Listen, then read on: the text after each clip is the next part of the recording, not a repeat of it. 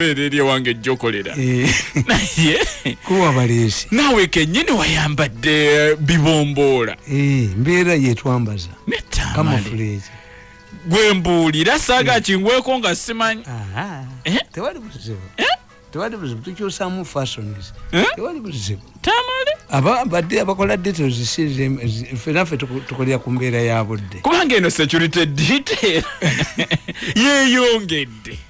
Simanyi weeyongedde abakuumi bonna balinga bajjuvu ebintu byonna. Yakkanga abantu baabwe emikikiri nomo.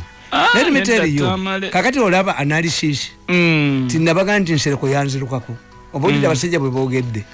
Nti in the process of okutereza social media, it has backfired on his political career. Era nakugamba, Bobi Wine is aware because Bobi Wine receives intelligence reports every day from government. Bobi Wine is aware that there will be a by-election. Nalyoka asooka abayamba okujjamu abannuupu eri ewalala kigenda okuggwera ano nga muganda we yaliwo. This means era batugamba mu byobufuzi nti the government ekisinga obukulu nga eri mu campaign it knows the election date, it plans gwe tomanyi election date, the government knows it. Kati ye abakyala bajongerayo government yejimanyi omukazi yamanya omukazi yasalawe gye banaamugattira omukazi yasalawo olunaku lw'embaga because olunaku lw'embaga bwe lumusanga nga tali mu mbeera nnungi then the marriage was not consummated. Teba marriage. Yes, the woman decides. So kati ekiteeka kinene ekya communication ekyansereko mwamadi nsereko kiggwerawo. Nsereko yete yamanya nti etteeka ly'ennyonyi ligamba first think of yourself ne bw'oba oyina baana before you think about others. Teeka lyaki eryo? Mu nnyonyi bakugamba. In the case of trouble, osooka kwerowoozaako. Yes, Nsereko did not think about himself. He did not think about his political career. Omusajja akugambye. Yes, he's doing good work to regulate kyatasobola kukola. But kubanga abo bayina okuvayo amaloboozi gaabwe bantwale mu kkooti. Ate nnyinza okuganga osanze abalamuzi abalinga Kyebukati nti I do it in public interest. What have you lost? Chicho if you are planning to wound, why are they fearing? When they started, they thought that they had blocked the official channel to the president. I resorted to public. Naye nga bayina abatiddemu mu ngeri ey'okugamba nti oyo musajja wa muhoozi ekyokanga baana. Political science, you cannot be a political. Tewali muntu ali a political. Nebola betimu z'omupiira nawagiranga Manu lwaki ngefaanana express ya red. That's all. Kati Manu wagivaako waliwo abawagira eki nga wagira ki nti mulimu abaddugavu Arsenal. Yes, bangi bagiwagira nnyo nti erimu abaddugavu bakanu bangi toyinza kubeera political mu politics muli mbuzi ndaawo. Bwe bayita ennume tejja, bwe bayita enduusi tejja. Oyina okubeerako ne woogwa. Take side bakubireyo and you must be open imbagamba. Ti lubaale kyava Sulaitani kyeva tebawa kugikweka. Sulaitani naye teyagala kugikweka. Ebe yagala ojogereko nga bw'oyogera waneno. Nafuna ssente lwaki Sulaitani atambula nayo. Wamma ensonga lwaki. Nze n'abakazi mbagamba nti ono omusajja bw'akukweka nga tayagala bakulabe bwogera mulumba oba ku mbaga n'oleeta bebi n'omumutuuzaako ng'ali ne mukazi we ekijja ne kijja omukazi n'ategeera nti eriyo omuki omulala oyina n'omwana but anakukweka kutuuka ddi. Get an opportunity. When you are supporting something, it must be a selfish reason. One of the reasons why I support Museveni is that provides security for me. Yes, oba siri mu government nalina kyampadde but at least I'm safe. You must have nti muhoozi muwagira lwaki. Muhoozi lwaki omuwagira? Nekumbaga ye nagirwanira naki. Nesimulabangako 1 to 1. Muhoozi naye abamulwanyisa be bannwanyisa ekitegeeza the enemy of my enemy is my friend. The enemy of my enemy is my friend. Okay. It's a principle in politics. The enemy of my enemy is my friend. The people who maligning Muhozi are the same people who maligned me out of State House. Ekitegeze ekyo kibagatta. Ne Muhozi ne baba taina kyakuwa. Obera satisfied. Alina kugamba nti bobera nga ne muganda wonga mugagga nga taina kyakuwa watobuliranga bantu. Oganze nagana buganyi. Nze nagana buganyi. Ye Kampala nagana ogendayo. Ne buli wakati taina kyampafu abaganda tukugamba nti tufudde tuweddewo yabaguliza abalabe. Lwaki oyogera nti mufudde muweddewo? Always identify. We only deny a positive when it comes to HIV. You resemble Museveni. Yes, you are not the first person to tell me. You resemble Nabagereka. Yes. Banji bachi are you related? Kirabika. Maybe abaddugavu munnange tumanya taata gye yayitira. The only person you deny is Koni. Criminal yomwegana. But you never deny a positive unless it is HIV. Njono muvubuka yeyita Kaguta. Nga talina Luganda na family ya Bakaguta. Nabo ne bakkiriza. Nabeera n'amaanyi mangi naye Kaguta. Tumwebaze batambula bonna tumwebaze. Ono ye Mavunzo ne ye Mabebere. Mavunzo bwakulemberamu Mabebere n'avaako emabe. Nekali kakati kono yesi onako kasajja. Ninga nickname bagikatumira kigezi high.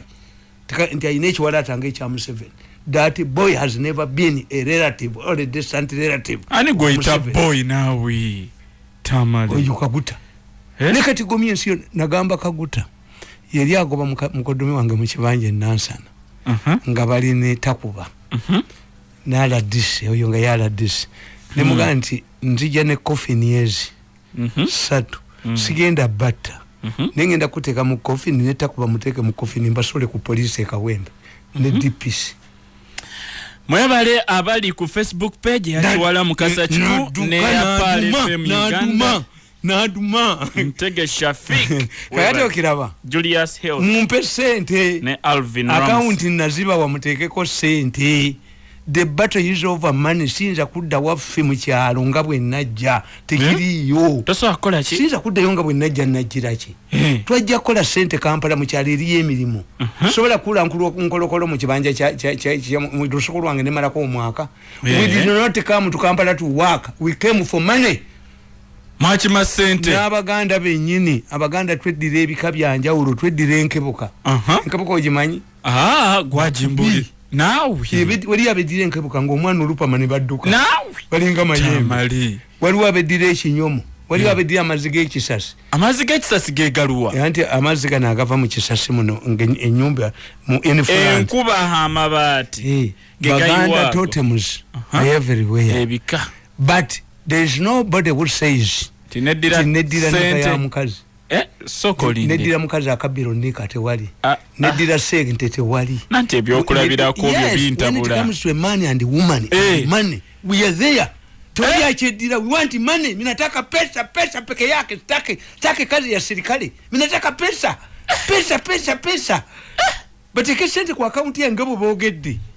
Nze ntobe nabo ntebe ne kibiranga zikwate kala pe nze njagala mutekeko otisa URA amazike kutia za amazike oyaga amazike ngere ku machanga ku account yange kweziri amazike ndabazi kwata konkubire muzeyi nti wa nina diru yange ye kimafu ye njagenja katewa musolo ndaba anse njagala wale fenyazi kwateko obale ewe kibiranga wali yo financial intelligence authority FIA amateeka nyumba ya nabbubi akwata ukata kwata biyenje gwe mutekeko sente zange ku account URA ejajjako Tamale gwe kola omulimo gwo gwe tobuuza kola omulimo gwo gwe kola omulimo gwo kinyozi tagoba mutwe gwa muntu oba gufaanana gutya oba shape ki gwe musale fashion sala fashion yonna gwe sooka okole ekisooka teeka sente ku account nzisangeko ku Monday billions nze ndabazi kwatako obenjaga bagikubaka ticket government yesoko temako nazifuna kulide njagende wa muzeyi mugambe olutalo nawo obadde olumanyi nezange bazimpa ne bazibba basasudde zizino ku account kwezi nempulya mbu kibirango simulogenje kubona atafuluma mu nyumba soko lindi nati ne bwomuloga kibirango si office ba commissioners abalala bazitemako kanenda bana mungona ko mutyo muwanvu kayambadde bulungi ddala kakutte n'amataga bongo yayimbanga bulungi ddala mudoboze gwanvu tyekyokulya kyange nkifunye era banange mweraba era banange muniddamu okundabako mi Tamale nkwata sente ate nakimaki bwe bana akusasula ettooke bongo wange muyina bwe bana akusasula ettooke basi tetugenda kuddamu kulabako ate mundaba wa sikukyaza waneeno ngoma ompita Yesu yajja okununula Yesu yajja kununula bwakabaka bwa kitaawe Mirundi yafadda mwina parliament mwina chimba koledde ekimala era abanange mweraba zikasaba bakone nzira bakobwe kwa account bazikubeko nze tebadda mu lwali bazikubeko nze mmanyi bwe nazisa nze mmanyi bwe nazisa onozitwalo yabagiridi tobawulidde the solution to give this money Tamale yes sente zoyogerako obuwumbi 5 abusingawo kati meka bulinga buwumbi 2 nedda Tamale obuwumbi 2 ze milioni emitwale 2 muze yampa 5 billion ne baziwamba mu 7 nampa yo 10 billion kalisa ne begatta ne banene bazitwala ezo meka those are 15 billion oyagaliramu n'amagoba sira kuba billioni 2 billioni 2 nange ngende mugende okulaba sente ziringa njaga ginywedde bamulaba olaba ebizimbe byennamuza soke ngende waffe mu sabo nebake ojagula ebizimbe ebyempewo ate nange ntegulule nawe tegulule anti kakati olutalo luno lwafuuka muteego kati nina okufuna endiga nga yandali erina okutukumu erina amagulu 3 ga bitege nkole emikolo naye otiisa Tamale eyo endiga wali ogirabyeyo wali ogirabyeyo wakana ngikuleetere agwe ebintu byombitya ebintu byombitya naye singa sibitya wandigireese otaluwedde kati njagala tuwogere ku byokulonda lulina basomera beni kiwanuka nga bwe bamu Kenya soke wano tutandikire wano twambuke tebyafaayo bya Buganda okuva mu 1896 ani nabwandika n'akatabo akalala bafunda ne Sserwajja okwota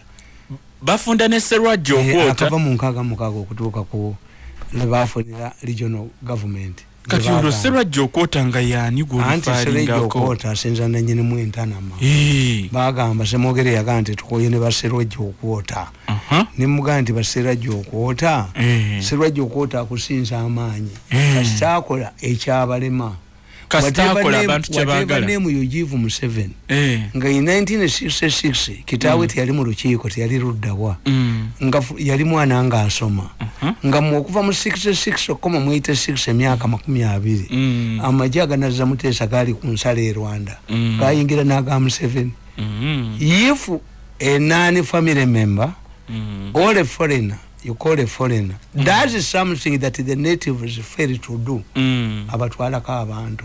This is what Mwanga failed to understand.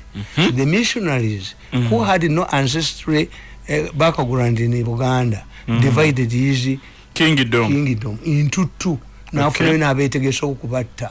Jo nagenze namugongo nalisifunanga mukisa genda namugongo. Wagenze namugongo. Endagenze eyo nalabye wali mutano wanga asomerayo. Yabadde afuna gundi confirmation na bicho mwenyewe ate ebyo sibirimu nawe n'ogenda nagenze ate kumisa oyambalanga sapule yo sikyagiraba kati no lutalo sirwabikira Maria duno lwani no lutalo lwa shiriki lwa mandwa shiriki ye kubya abantu nebawanika shiriki ye kubya abantu nebawanika waliwo ekiseera kya kifaalu Kifalu okumanya golaba Amini Amini yali amanyi propaganda wa Baganda yakolayo Kifalu battalion anti amayembe ga Kifalu Amini yali musajja Kifalu battalion ne tuma n'omwana ntulangira mwa afanana Daudi Chwa aina omwana gwe yatuma Chwa mwanga Chwa yali amanyi Amini ku propaganda wetu musobola kakati nkugamba akenna mugongo katono namugongo kye nalabyeyo nalabya bifaananyi ebyo bikulaga nti these people were brave era mbagamba nti you see anybody who thinks that these people were confused by the missionaries, that they would resurrect it, is missing a point. They were not killed on the same day. What courage. Nemba gamba. When Muganda gets a new idea, it is the society, the kingdom that suffers.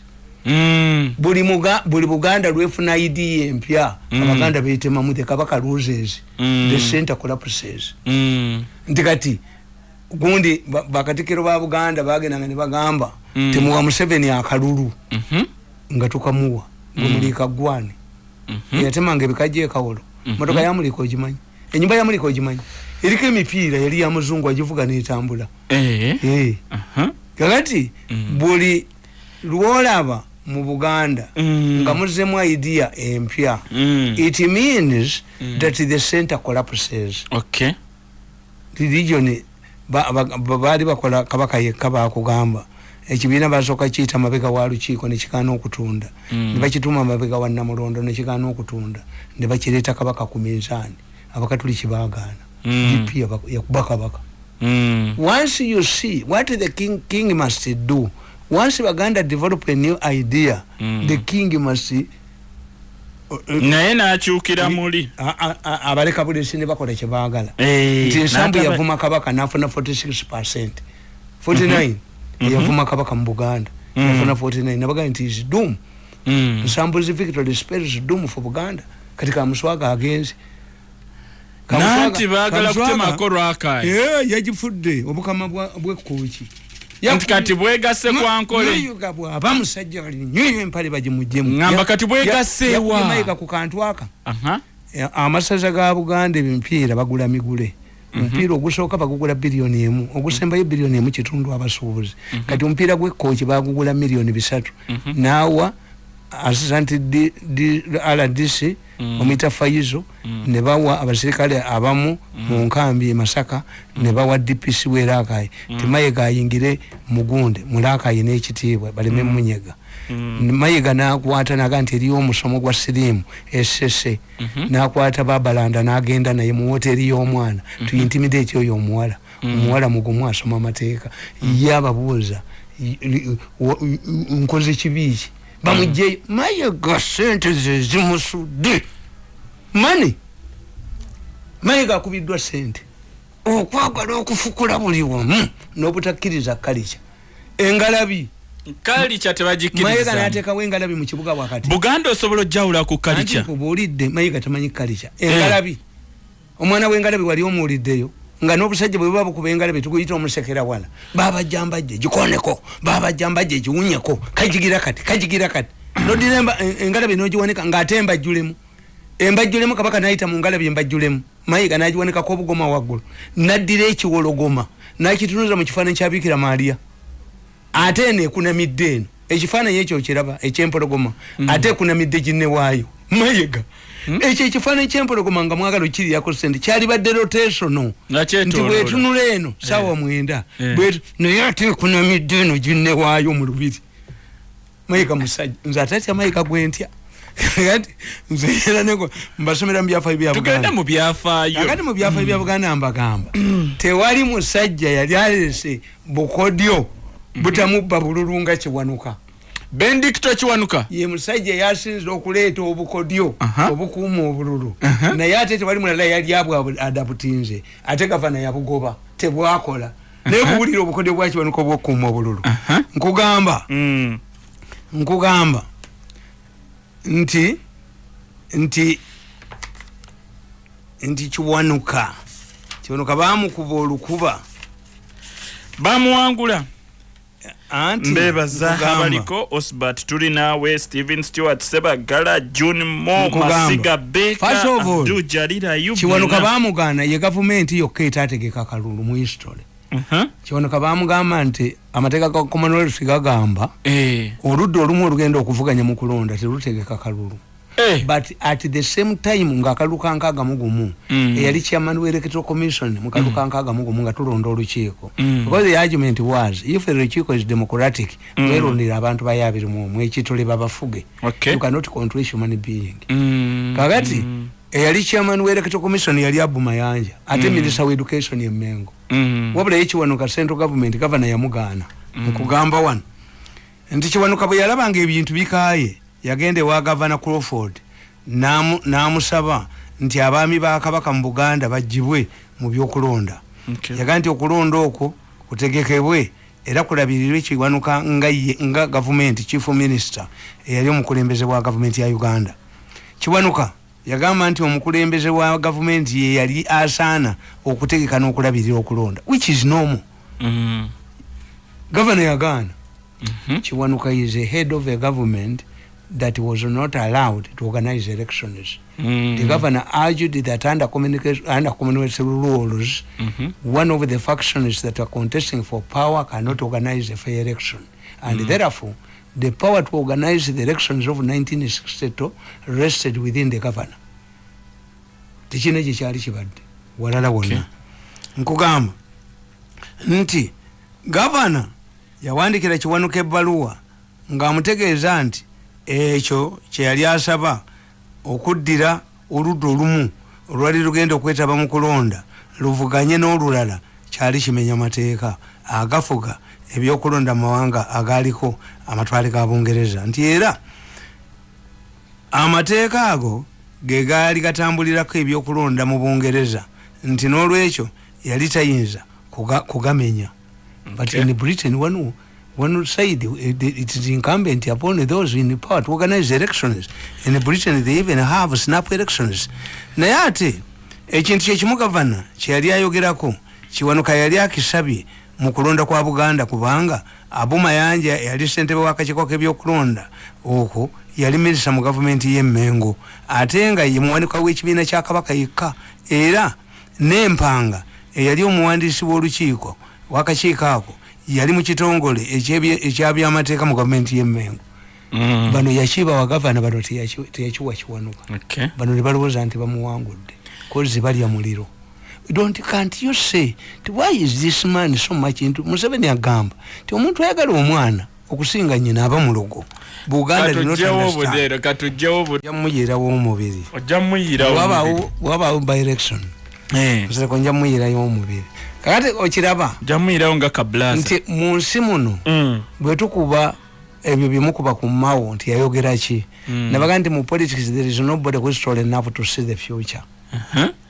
Abu Mayanja omulaba yatuuma DP Dobonkana Party. Dobonkana Party dini ya papa DP. Abu Mayanja ku Serefululu yaga nti obufuzi bwa muntu omuti wali kubokoza. Serefululu. Yes. Abu Mayanja n'agenda ku mawuledi nga provoking abakatuliki. N'abaga nti nkunga abavubuka abasiraamu muwasaba abawala ababiikira. Abakatuliki ne bakuba mu rupapula lwa munno. Abu Mayanja akunze abasiraamu bawasaba ababiikira. Abakatuliki bamuvumirira summons mu kinaba wabira mu kooti. Interpret the word bikira. Bikira means virgin. N'abasinga mu kooti ne bamuliwa emitwalo 4 bagisonderanga mu churches yazimba mu enyumba y'erungujja. But in 1980 where did he go? Mayanja joined the Democratic Party. Je yavumanga dini ya papa Dobonkana Party. Yes. Je yamalira ate bamugoba. Bamwaniriza tugojoze nze bano kyembagamba. When I come to Raila Odinga, I'm going to tell you how these people mess up themselves. Nkugamba ti Beni Kiwanuka yeyiyo obukodyo. Bamuleta omusajja mumita piagram. Piagram yali musajja mubbi wa bululu. Abangereza bamutambuza mu matwala bululu. Okubba bululu is a curse we got from independence. Kikolimo. Yes. Twakifuna wali. This is how we started. It will be very okuja konga mufunya akikwata mutego mwino okudire singa gwanga libadde muntu mwali sendiga nga yakutukumu nga yandali ngeyina amagulu ogizemu yendiga nga gabitege naye je ate nga teyina mukira tamale ekyo kiba kyetere anti kyekyo ati kiba nomo walebya musamu nganda ganti gendo letenyanye yadibira mu wino ezo nyingi agamba lese ndeko yakulira ku kigundi ani yagiraba nze manyi weri omusawo yena aga yamanyi weri mpa sente njikuleetere kati Beni Kiwanuka bwe yatunulira ku musajja ono piagram nayiwa olutiko n'atuula n'ayeeya beni Kiwanuka yagamba ndi mukuuma obululu bwa DP bakole bwe bati enguudo ezalina okuyitibwamu abatwala n'abajjayo obululu ne bokisi z'obululu ng'okubala kuwedde ziragibwe bulungi aba DP basobole okuziwanula ennamba si bino ebyannampiima nti mmwe ebyuma bino ebitasobola nakwata babbi bikwate emmotoka bibinakwata emmotoka mutulimbe nanti aba traffic bafulumiza emmotoka ebyuma bizakutte eyange mugiteeke mutukubagane n'ennampiima sokolinde you don't have the credibility nkwatira ku mugogo togobere amateeka ajjeko aba traffic you cannot use it too if the machines are better than these traffic people, remove the traffic people. One is complimenting the other. Do we trust you? Baja kuteka mune motoka ya fedda nga mugala jiteriyo. Tukwatire wetuli. Nampima. Tukwatire wetuli ku mugogo. Motoka yange jikwata. Tugende maso. Waliwe sajjali ali pamvu bweri ne mu Kampala baali gobamu. Yali musajja tomere motoka yange kali nonya yusi. Nabe mpira yijiro namugane da young man. Let us go to a free place. Wali ku Freedom Square. Twekube ebikonde. Tugende bwakayikulanga kuddemu amanyo. The man was knocked, my vehicle has left. Aba police abo bagala nnyo yusine ne bwabanga traffic ewedde yebitala nalaba yuso bayugi ajimiriza lwaki bazina ke fitina era yusi bwe bayeekulembeddemu oba yugi babuze ba driver owa police wa traffic kutukuoneza kazi ayagala labe kwenu oba ya military oba yaki ebyo nampi mujja kubyogerera walala musanze tulaba nkugamba nti enguudo ukitegedde beni Kiwanuka kye yagamba kitegedde nti enguudo zonna bazitulage emmotoka mwezigenda okuyitira tuzijjako abaddipi badde ku nguudo bwe balaba afuluma okufuka balayo enduulu nti wuuyo topama tofuka atwala bokisi n'okuzijjayo talina waayimirira oluva ku polling station agenda straight mu electoral commission wakebute yekyani beni Kiwanuka naleeta akakodya akokubiri ekirala tibagenti babeesimbyewo babeere n'obuyinza okukebera enkalala z'abalonzi bakakase obanga ddala abantu abalonze benkana n'obululu obuli mu bokisi singa kisangibwa ng'obululu obuli mu bokisi businga abalonze abali ku lukalala obungi okulonda mu kitundu ekyo kusazibwemu 62 mu 62 already nga bwonga aleeta ebintu ebinamuyamba okuuma akalulu Kenya kasootuuka nga foto yo erabika mu screen era bwe kiri yegwe olutuukawo bwe bamala okulonda babazangalo naye ne basiba box olukalala ebivudde mu kulonda ne babiteeka mu box ne bagisiba tesumululwa olukalala olumu ne balukuwa olukalala lusigala ku box waggulu kyova olaba nti obululu obwagenze bukorespondinga n'ebifaananyi nanti era kati gwe buyingizeemu olabe nga ku kifaananyi toliiko kyebuvudde bulwawo obwekenya batulaze macuwa yes si maculity Kiwanuka akugamba baagenti n'abakulira ebyokulonda bayingire mu kifo awalonderwa singa omulonzi alwayo okoloki singa omulonzi apakiremu aba apakira naye olaba Kiwanuka nti yali musajja mugezi yali bwongo obulaba nkaaga mu ebiri nati dipping nga bagiyita brain power bwongo n'agamba nti obubokisi obuteekebwamu obululu mu kisenge gye buteekeddwa wabeere nga tewali luggi lwa mmanju lufuluma tubeera na lumu lwe luyingiza lwe lufulumya teriyo lulala lufumutukiramu eri ate nga ebisenge bimaze okwekennenyezebwa ng'okulonda tekunnaba okukakasa tewali muntu ebimu bya plywood waliwo story ya plywood amanyo kasokole birino mu bwenzi tobusobola kakati yo omukazi bali bawumudde ekituli mu plywood ngendo yateeka ye ekifaananyi kye ozo oli onakonkonera ko oli omwenzi onali eno n'onali eno naye wakati plywood Tamale mbozi zo tugende maaso tugende mu kalulu omusajja zijja mu stories z'obwezi sajja atamira alemera eno ku kisenge mukazi we gye yasulanga tawuli omusota ekiro gumwadulira amalusu naga nti kangukwata engunywezi ate yakwata musota lwategeera nti ddiru kino ekifaananyi kya bulimba omukazi akiteekawo buteesi naye waliwo ekituli kya plywood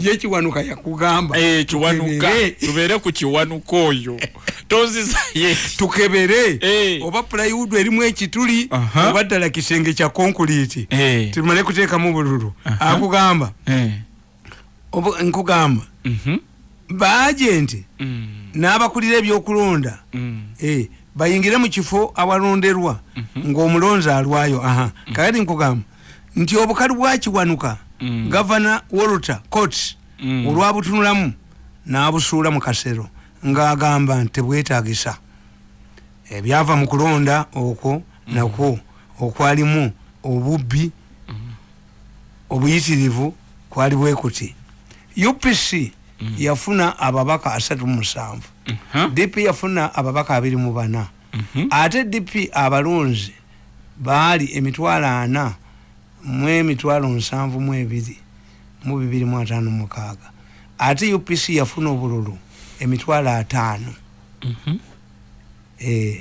mu 13 kino kiraga nti singa waliwo akalulu akesimbu mu Buganda DP yayine emikisa mingi nnyo okutuusa Uganda ku kwefuga ekyewunyisa nti abeetaba mu kulwanyisa omuganda aleme kufuuka pulezidenti wa Uganda ab'Emmengo ate olwaleero bagamba nti abamawanga amalala bebamaamidde gavumenti abaganda bennyini bwe batyo bebeekotogera bebakotogera muganda munnaabwe okufuuka pulezidenti wa Uganda era okuva olwo bavunamira bamawanga malala nzekasi kibi kisikire balemesa muganda munnaabwe ku ntandikwa ate bakaaba ojejembaki waliwo n'abagamba lwaki muntu jejembera basajja mmwe lwaki muntu jejembera waliwo n'abagamba nti okujejemba kitegeeza tutokola bisi waliwo n'abagamba nti balekawo ne kayiira muganda munnaabwe bo tebakyagala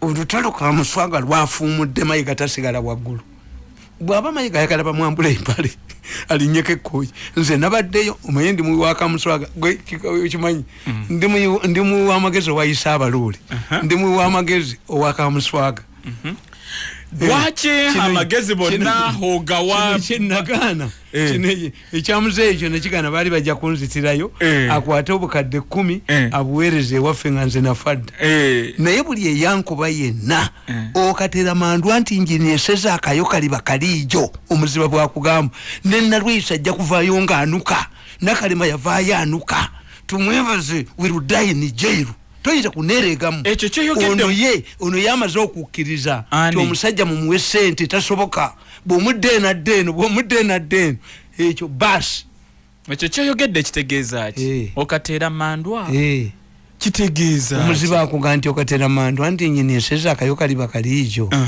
okuba emmandwa kubamu eri ku muntu n'oginyesa mu ngoye naye bwesuka ku ttaka ogiwuliramu tekubwa emmandwa tekubwa ogiguliramu ente gyenkyasigaliza yannalweso gye sinali ndiggula ku ttaka ezisigadde zonna nzisazi tugende mu maaso kakati Chebukati ne Kenya bano basobodde batya ekyabwe kitambuza omuntu n'omaliriza akalunga tiwali bakwatiddwa teri bakoze eki nze soogera bintu I look at the main issue what is the main issue? First of all tulina principles mu byobufuzi nti when you look at their slogans building bridges kuzimba entindo Uhuru overestimated himself he thought that he could reform the Kenyan society which is based on tribal kingpins eyimiriddewo kuba nene mu tribes ezenjawo kakati alinga goloba chief alinga semwogerere there are institutions that cannot be reformed omuganda akugamba nti akakyama amamera bokagolola kamenyeka bumenyese Museveni has been doing exactly what Uhuru wanted to do. Wants to do. But the problem is building a bridge takes a time. Sinyangu. Until the biases, the entrenched tribalism in the Kenyan politics. Until obubyo watandika kubeni which aliwo. Obuchayo bwatandika ku bakatoliki bukyaliwo vulugu wemmenga akyaliwo kakati ye Museveni katonda kyamuyambidde nti one Museveni involved himself in politics very early. Museveni got a chance of working in every government okujja ko obotetu studyinga kakati nakuga nti omwana bw'abakola mu supermarket yo ba mu dduuka lyo eriyo ne ligwa bw'akola eriyo eriterera why abategedde gwomuwadde internship ategedde ekyasula eriryo ensobi abazirabye eri yes nti how does Museveni start going building mutunulire timunoza ne Uganda yali agenzeeyo ng'ayinayo base bali babatiddeyo ne kateekaya Embali anoonya bagisu bali bamutiddeyo Museveni akugamba mu kitabo kye nti abajasi abambega baamini bamusanga kwerogoni waggulu ne bamubuuza okimayo kingateekayo nabaga nti ndi mu student wa geography anoonya b'embali building ki bridges not new to build a bridge kati no lwagundi lumaze banga kale luli artificial assembling olwaba Japan. This was a mistake of Raila.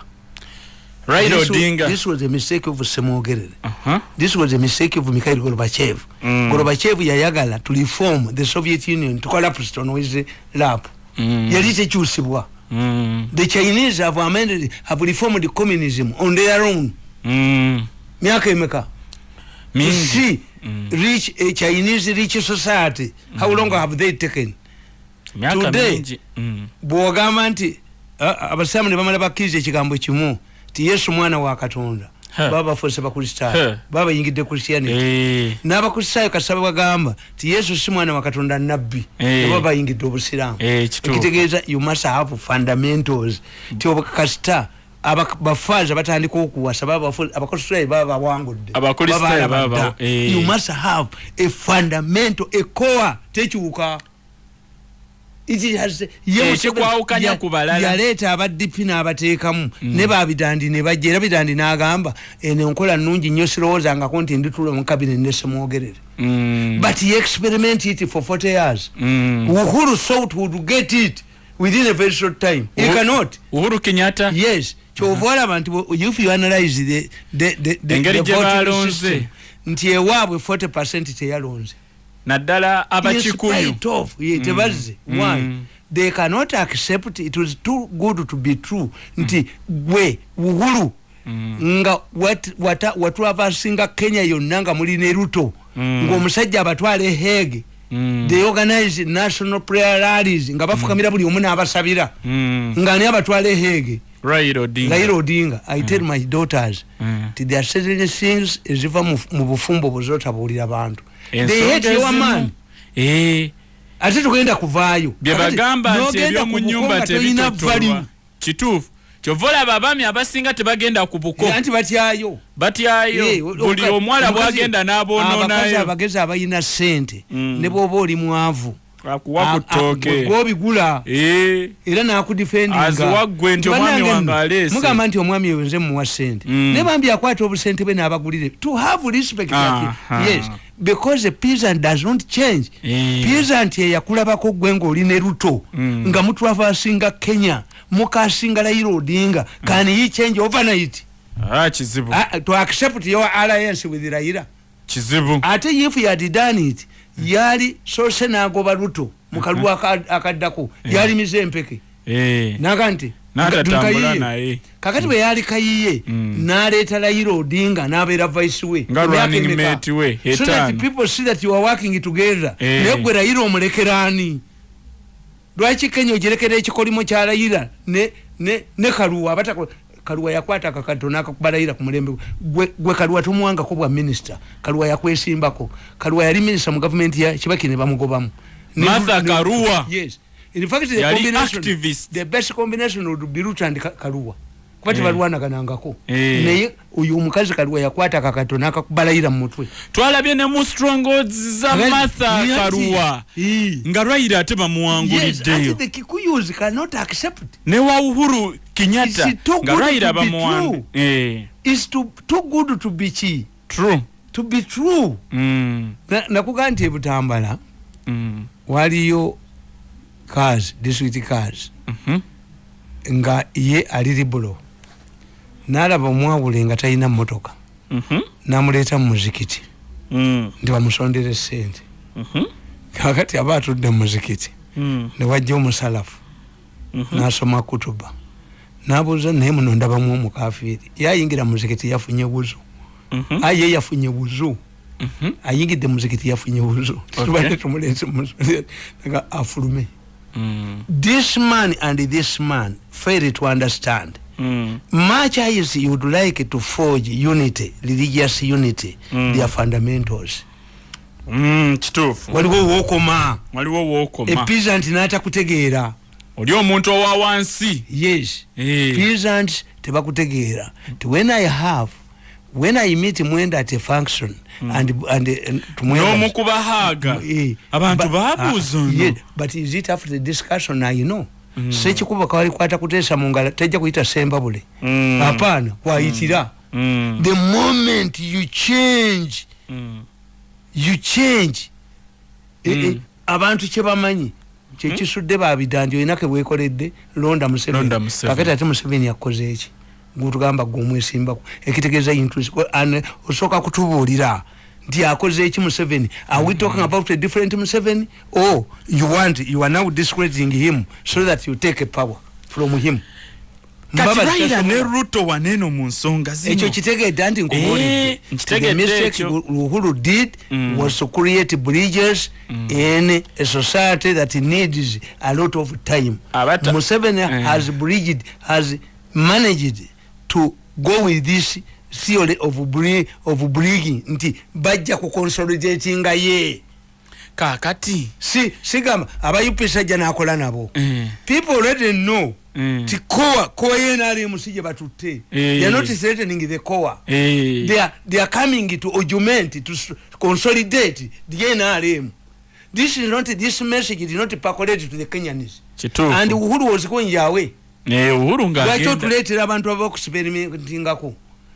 Another important issue joyina mu bantu bwoba toyagala kulya maluma totumanga mwana yenyinyala mwana yenyinyala omumanyi oba yekabasa omuntu yekanasa oba yenyinyala akulisa amaluma aganti enyama gyensanze yonkadde siguze yagulo otumanga yagala kulya nyama yene bweba nfu akuleetera temuli amaluma kakati mu politics use somebody who has a future who is building ladders who has a future nti enkola kino toere pumini future ekinanyamba maso but when you analyze the key players in the Kenyan politics the majority of them apart from Ruto they want to make a history, they have no future. Martha Kaluwa who wants to go akadi his concern is legacy nokola history tinze mu Kikuyu eyayamba abajaluwo okwata power kitufu omutegedde oyo ono gundi Raila Odinga anonya history nange nafugaluwo to get power after struggle ekyo ono Kaluwa naye mukadde Martha Kaluwa yes alwanye nnyo naye nga tatuuse the first woman to become vice president. This ono Chebukati anonyaki Chebukati ne agakuleta history nze yasoko tegeka akalulu mu Kenya akateke ensiku bunke kati aba abanonya abasajja nze dokita omukadde sigenda wa dokita mukadde lwaki yeye nyini agenda kufuata yamba omwana omuto bampisho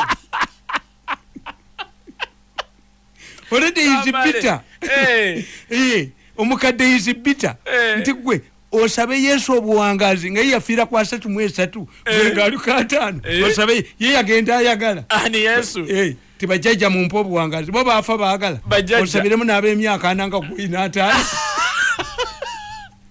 So when you look at Kenya, you are looking at people who want to make a history. These are not younger people. The only person who has a future Ruto is Ruto.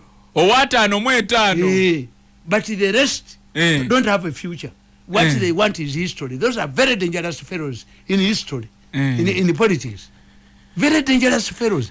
Nti how gwe neba kuba kujoga nnyo wafula Chebukati andi nkubulya neba kuba laba Supreme Court judge yasaza mwakalulu what if nga ogenze n'ogamba nti oli musajja mugagga toyinza kuddira mwana yajja kukola buwo musiraamu n'omufumbisa mbizi nedda bwagiteekamu omunyo omungi ogamba otya njirya manyi bwe bagifumba ate stingira kaata yisiina ne bahausigalo bwe mbakola nti yebwe amala okufumba emmere ne mukasuka eri ewaawo. Why don't you say afumba atya ekintu kyatalina mu future? Yeye asooka okulya anti afumba atya ekintu kyatalina mu future tiyamala obbafumbira abatere ku tebo yagende mufumbiro akombe entamu awunyirize kawo kyava abateeramu bina abateeramu ki. So this was a very big mistake for Kenyans to entrust this noble exercise in a group that is looking for history apart from Ruto. Obukadde magezi kakano josanga nti Chebukati musajja mugezi nnyo. Chebukati amagezi ke kali bwe kati wafula Chebukati is operating like a hospital. Hospital ekijibezaawo nti waliwo abafulumanga bayina maiti n'abafulumanga bayina abalongo kituufu tewali beegatta ku kyaddwaliro eddwaliro beefungiza ku lyokyanga buli agenda mu afa abawonye n'abafudde kakati katalabedde eddwaliro ly'eggombe gundi lyeyalumba kivumbi Prime Minister Nabbanja Robina. The question is why are the key players in Butambala not interested in what Nabbanja was talking about? Chigongo Java, Mwanga Chivumbi Java, Aisha Kabanda Java. Yes, Kitegeza lirimu ebirungi byerikola. But Nabbanja would have responded on the disgruntled dichi. Era namuga Nabbanja agenda gobya Nancy gwe yasangawo. How come that you found this Nancy there nga banete baliwo oba ye routine walaba wabadduseemu nabaga nti when you see a line of jerrycans ono gonde pipe y'amazzi katapu nosanga olayini nonti kagenze temporarily otherwise nga gagenda dda tobasangawo kituufu kakati agamalwaliro Nabbanja galumba bali abantu bali used nti dokita tumulinde essaawa 10 ava mu but at least akola ki ajja kakati gwe mukwata omusibe olabe kati olwo Chebukati anti Chebukati ye kyakukoze kiri kimu kiruwa nti as you wait patiently waiting for the leaders of the president is a senate ne parliament azifulumya ne bazaba governors zonna zifuluma. That is his strategy. Bali mukubuka bali bajaganya kakati agenda bavumbagalira wali nti electoral commission yojuwa kanyaji gwe yakulangi toyiza gamba omusajja ali sensible nti kato wange waso si wange babiri wange nakato si wange you must deny all of them bombi obegana bazina mazina kubwa governor bazina mazina kubwa senate bazi and tuchita inoculation theory nti abantu prepare them for bad news nti abali mwenkerevu Roma okulonda papa balwawo bakushanije balumba enclave ne bagikuba ne bakanani babakubiramu kakani ba developinga nti bagenda ne bateka yo omukko omuddugavu tukyalemeddwa ne bateka mu omukka oguli right abantu ne baguma banatira okutoka kwani kugwe banalangirira awangudde obwa papa nti banyaffe baali bagezi nnyo very strategic bwe yabanga emmere nga yabalabe enjala ebaluma n'aleeta akataasa n'akateeka ne mga tugera kunaaba mu ngalo yabanga ali awo n'aleeta bakayitanga katya akawempe n'akateeka waawo akawempe n'akakola ki tugera ku lujjuliro n'abaga muleete essowaani muzeeko awo nga batwala step by step so that you don't lose ki ne mu Buganda tukuga nti omulanga teguyita mu kyalo katutandikira yes kakati botono ya analysis ku pages Chebukati Katonda yamuwa one is a lawyer naye kirabika yali decent kubanga okujja mulayimulaiti abantu bakuvuma is like we people abajja ku radio ne TV when you bwaba amasimu bakuvuma kuba boto balaba bo bakulaba kituufu kati Chebukati alabika background yesi ya bufere nti abantu bamukkiriza muteri amwogerako kikya ye yafuna omukisa nti bwe bagenda mu kooti ne bawaaba malaga n'akasazaamu malaga yabawa benchmarks okololera akalulu kati ate wano mu Uganda ne tujja tufuna nti oyo namubagamba chairman wa electoral commission owawano Simon Byabakama ayina denti yali DPP n'avunaana Besigye omusango gwa rape 2 years after yafa era kyokola nti boba Besigye tebamunyiga baali bamanyi nti bajja kukiyonvookinganga bamufuneko support vetting system yakola bubi yali muleeso oyo aliko dent ane questionable which you invoke n'adduka kubanga eri emabega yetabako musango gwa Besigye as Kenyans as this man Chebukati enjoys is using as a Bible the ruling of Malaga to defend him his actions. This man of yours cannot use the 10 reforms that the Mbabazi case. Yes. Mbabazi case ya recommendations kumi. The legal regime yakaluke Kenya cheke ya Uganda. Akalu became a process. Kyovula abantu owinye eddolo yali tategeera kintu kye bamugamba. Nze nagulira abantu babiri nga bamukubira essimu. Yansabo ejjogo lyonna oyo abadde akubira abalamuzi essimu n'ekiwanuka lyabaweddemu mukube mudemu mbakubiri. This man Bobi Wine alabika bamubuulira bahandulazi be tujjayo omusango ti will lead to nullification agujjayo owinye eddolo agulemeramu you can't make your plan B agulemerako banange judge n'akola political statement. You are lucky that Museveni went to the bush. This one was come for justice. How can you chase him away? No mugoba yayina amasimu abiri nekendi gakuba mulira omulenzi ayina omutwe ogumulinga ekkoona bwadduka bali muvumbagira wano ne bakuba n'ebintu bye yabadde ajooga abalamuzi so ono yali confused. This man did it waliwo yamuwa amagezi nti kigujjeeyo n'agujjayo it is going to nullify. This man with his eyes wide open looked Bobi Wine after nomination he was beaten up at the election premises. Ono n'atakyogera Can Chebukati do this? Can Chebukati allow that nonsense? A man came nga tayina ngatto esanti zonna baziyuzizza nga bazimugiddeko wa bamutuusawo nga bazimugjeeko went ahead and nominated him. Namunominatinga. This is not a Chebukati. This is not a Chebukati. Banjawulo nnyo. Not hold an election results fedde bagirumba ne bajocha tayina credit mujjewo mumuwe sente mulete Chebukati anne deputy kakati bwe kibanga ye empologoma yennyini etiembwa oyo chairman yennyini kati atono deputy we yali omusomesa ajja kutya kapa ekirikete the whole commission must be overhauled abawana aba Uganda muliyu ebonna baveewo nabagende in liyu yes give them money in liyu kuba Kenya kyetulaze bannayuganda bino bibaayo mu nsi nosanga nga Bobi Wine apangisiza ekiryandongo accommodation najja okuyingira akakazi akapolisi akalinga empiki nga tebakakuziza ne bamufulumya n'asuulayo wabeeru mu mmotoka mu kampeyini ne gala olugi ne kabula akacapa empi ssentebe w'akakiiko n'atakyogera n'engalabi yaako gwe bakunoonya gy'oli gwe bakuba ebifaananyi kati bakunoonya kakazi gwe bakukuzira mu bye bakuziza embwa obubwa because they didn't know that the election became a process, not an event. The Kenyan, that's why they were given 70 days. He's still in time. Kafuka process. Achali mu budde balonda lwakubiri balina olwokusatu olwokuna olwokutaano olwomukaaga Sunday Monday paka Tuesday.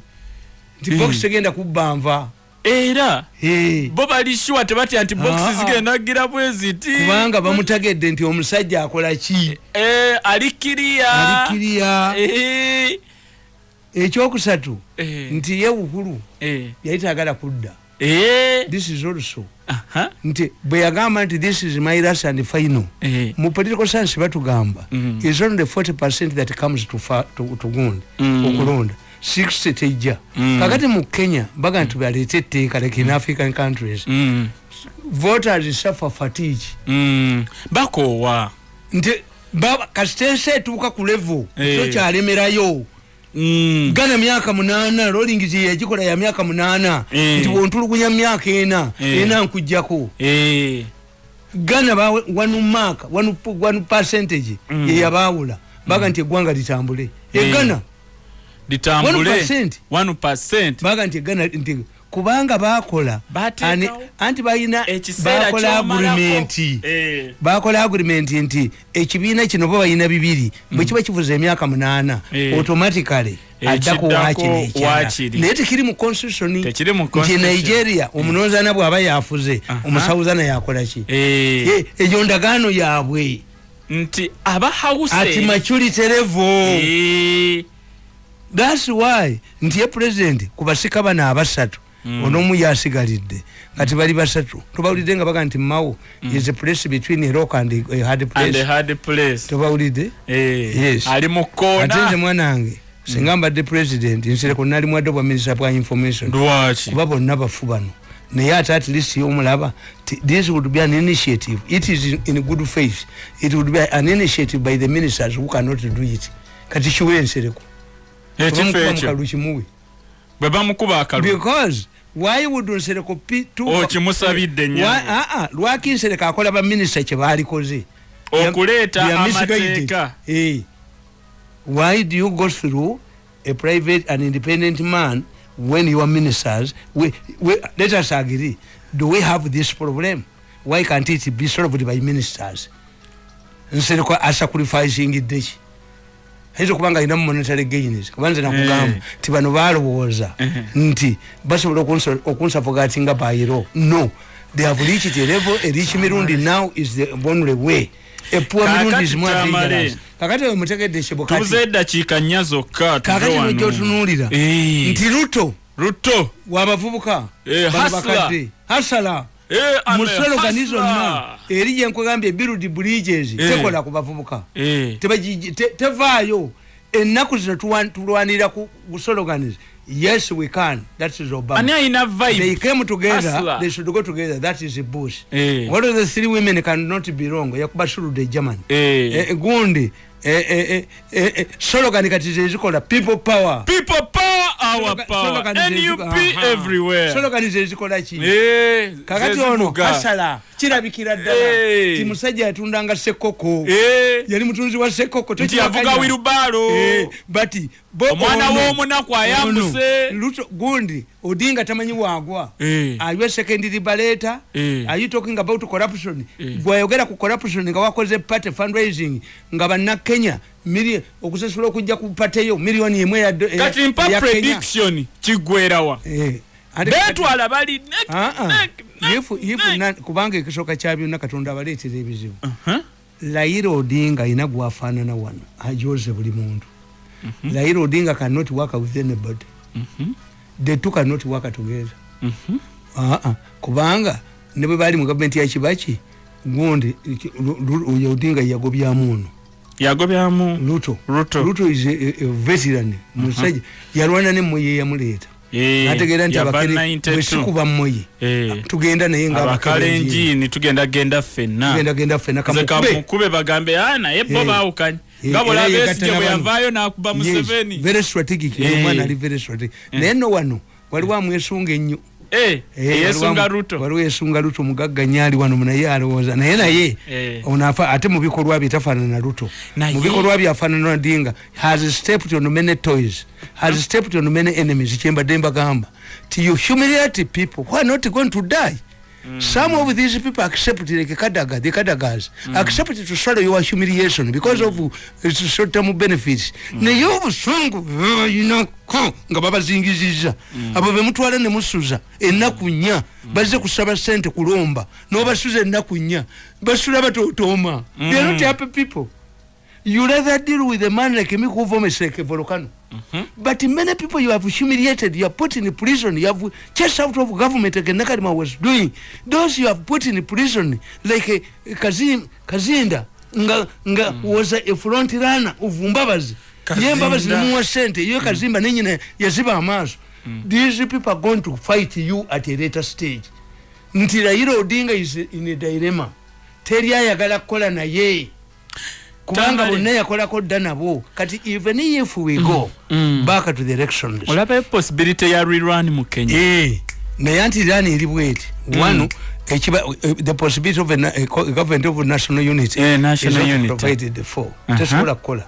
Ruto tasobola kola na Odinga. Tewali asobola kola na Odinga. Nono na yabadde mukozesanga yadduka. Tajja kola na ye muwako omulimu. Lwaki gwo mulekera banno. Lwaki gwo mukazi gw'otasobola kukwasa muzikira banno. Kati kiggwera we kyakati you look at the issue. Kiki ekyaganya abakikuya okulonda. Tebaategedde alliance. Tebabadde muna waabwe. Odinga aveemu. Muki wabeerawo omuntu nga Katonda teyakikuwa. Ekyokulembera. Besi yabadde agenza Odinga wangule ne Bobi Wine waayi mutemukimanyi. Ti omuntu ali mu buyinza, omuntu wa mu Uganda n'akwata millions za dola 3 which is state can. Nazi opposition mu Uganda Museveni zimuzunza. Anti zo sente za Bobi Wine beziba millions 5. Zituuka ku enye ekitundu zituuka ku muntu wansi people. Olio wawansi. Banwe yisobani bonna bazikutteko zonna. Museveni bwafulumya bilioni 10 ogenda ku mukolo. Watuukayo mmeka? 5. Nawe. Omuntu kitundu zibaza duseta zibuli masanyalaze gabulira mu waya ezani ekitegeza babesi yabana ekibatwala nti if Raila Odinga had won a state can afford mu Uganda later millions of dollars 3 mu Karulu zunza mu 7 na yate n'ekirala akakiiko k'ebyokulonda wano banaga tebagenda tandika okompya Chebukati wane waffe Chebukati wane waffe ali bali politics teyenda the wrong nemu ali bajjemu oyo musajja nkoga nti akakiiko kali dented akakiiko ka Uganda kali dented we have the same legal regime but we don't have a Chebukati. It has been proved that you don't need to bring a muzungu. A Kenyan has done it to trust nti trust abantu banekuba okujjako isolated cases. Why? They know nti mama tagenda kubbira nyama mu fumbi. They know kakati olina ku addressing ebintu bibiri. One, ekyaganya abantu okulonda. One, fatigue. Tibategedde tewali kizibu ky'amaanyi. Naye tagenda kujja ki. Two, tebalina appeal yokka appealinga ku muvubuka.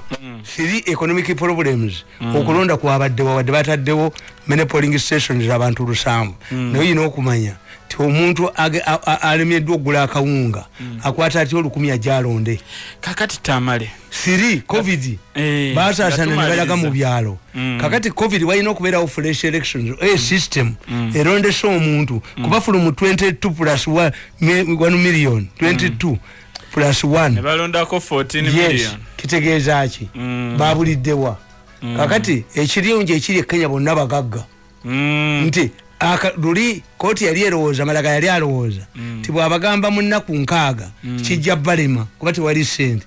The Kenyans have the money.